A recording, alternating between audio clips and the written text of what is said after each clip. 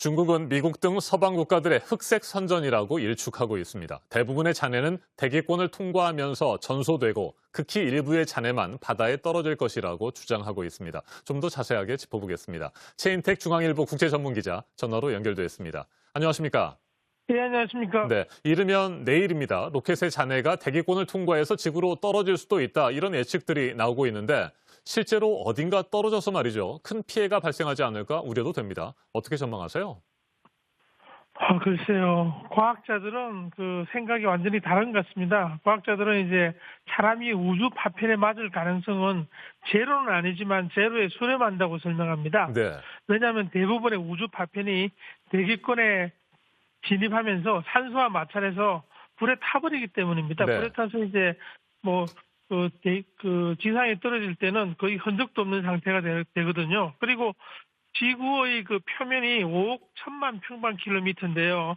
그중에 71%가 물이고 대륙과 섬은 29%에 지나지 않습니다. 이 때문에 여기에 떨어지면은 물에 떨어지지 사람이 사는 곳에 떨어질 가능성이 거의 없고, 그리고 그 형태도 아주 이제 다탄 형태가 될 가능성이 크다고 그렇게 보고 있습니다. 실제로 우주에는 지금 지구 궤도에는 1억 2,800만 개의 우주 쓰레기가 있고요. 그 가운데 3만 4천 개는 크기가 10cm 이상입니다. 그런데 아직까지도 큰 문제는 없었거든요.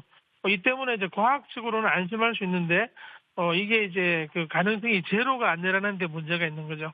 네. 그러니까 대기권을 통과하면서 전소될 가능성이 높은데 그렇지 않다고 하더라도 바다가 지구 면적의 70%를 차지하는 만큼 바다로 떨어질 가능성이 일단 높다고 볼 수는 있을 것 같습니다. 그런데 과거 사례를 보면 로켓의 잔해가 바다가 아닌 육지에 떨어져서 피해가 발생한 사례도 있었다고요. 어떻습니까? 네, 통제가 안 될 경우에 그런 일이 벌어졌는데요. 바로 지난 3월 25일에도 미국 스페이스X의 그 펠칸 9 그 로켓 2단계 로켓이 그 지구에 재진입하면서 이게 대기권에서 이제 제대로 통제가 되지 않는 바람에 일부가 미국 서부 워싱턴주의 농장에서 파편이 발견되기도 했습니다. 어디 맞고 사고가 난 건 아니지만 이제 그 가능성을 보여준 거고요.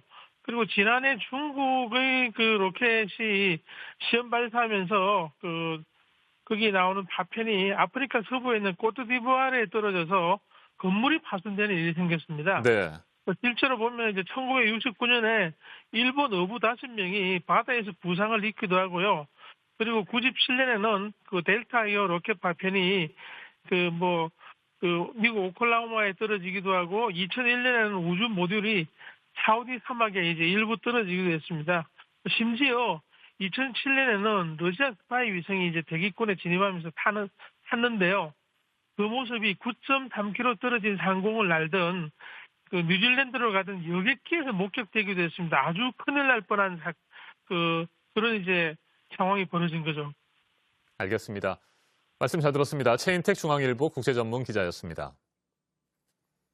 세계 각국과 민간 기업들이 앞다퉈 우주 개발에 뛰어들면서 수많은 인공위성과 로켓에서 떨어져 나온 잔해들, 이른바 우주 쓰레기가 우주 공간에 쌓이고 있습니다. 우주 쓰레기들이 서로 충돌하거나 지구로 추락할 위험도 그만큼 커지고 있습니다. 우주 쓰레기를 해결하는 것이 인류가 당면한 시급한 과제라는 지적도 나옵니다.